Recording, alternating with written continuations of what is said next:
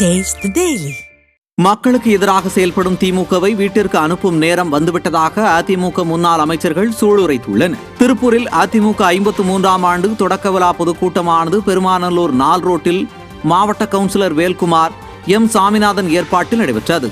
திருப்பூர் வடக்கு சட்டமன்ற உறுப்பினர் விஜயகுமார் தலைமையில் நடைபெற்ற இந்த கூட்டத்தில் முன்னாள் துணை சபாநாயகர் பொள்ளாச்சி ஜெயராமன், முன்னாள் அமைச்சர்கள் சி விஜயபாஸ்கர், சரோஜா, MSM ஆனந்தன் ஆகியோர் பங்கேற்று சிறப்புரையாற்றினர். அப்போது முன்னாள் அமைச்சர் விஜயபாஸ்கர் பேசுகையில், முதல்வருக்கு மகனாக பிறந்த ஒரே காரணத்தால் உதயநிதி துணை முதல்வராகி உள்ளார் என்று தெரிவித்தார். அவரை தொடர்ந்து பொள்ளாச்சி ஜெயராமன் பேசுகையில், ஸ்டாலின் ஆட்சியில் விவசாயிகள் வேதனையில் இருக்கிறார்கள், ஆகவே இந்த ஆட்சியை வீட்டிற்கு அனுப்ப வேண்டும் என தெரிவித்தார்.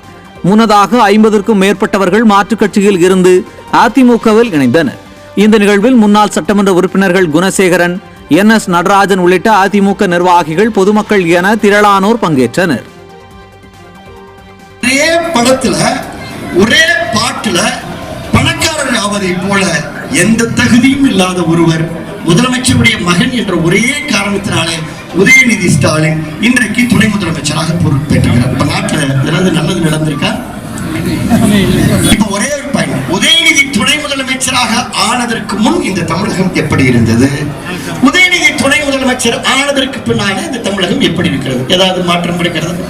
ஏதாவது ஏற்றம் இருக்கிறதா? ஏதாவது முன்னேற்றம் இருக்கிறதா? விவசாயிகளுடைய வேதனை இன்றைக்கு கருணாநிதி ஆட்சியிலே, ஸ்டாலினுடைய ஆட்சியிலே பன்மடங்கு அதிகரித்திருக்கிறது. விவசாயிகள் மட்டுமல்ல, நெசவாளர்கள் இன்றைக்கு வேதனை கடலில் மூழ்கி இருக்கிறார்கள். இன்றைக்கு நெசவாளர்களுக்கு வேலை வாய்ப்பே இல்லை. நெசவாளர் குடும்பத்தை சேர்ந்த பெண்கள் சமையல் வேலைக்கு போய் கொண்டிருக்கிறார்கள். நெசவாளர் குடும்பங்களை சேர்ந்த பெண்கள் கல்யாண வேலைக்கு சென்று கொண்டிருக்கிறார்கள். நெசவாளருடைய குடும்பத்தை சேர்ந்த பெண்கள் கட்டிட வேலைக்கு சென்று கொண்டிருக்கிறார்கள். இப்படி ஒரு அவகேடான சூழ்நிலை இன்றைக்கு ஏற்பட்டிருக்கிறது.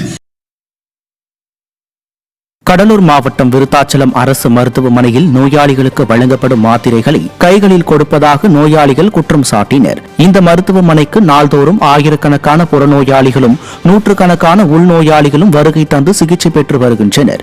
இந்நிலையில் புறநோயாளிகள் பிரிவில் சிகிச்சைக்கு வரும் நோயாளிகளுக்கு வழங்கப்படும் மாத்திரைகளை கவரில் வைத்து எவ்வித குறிப்பு எழுதாமலும் கைகளில் கொடுப்பதால் நோயாளிகள் கடும் குழப்பத்துடன் வாங்கி செல்கின்றனர்.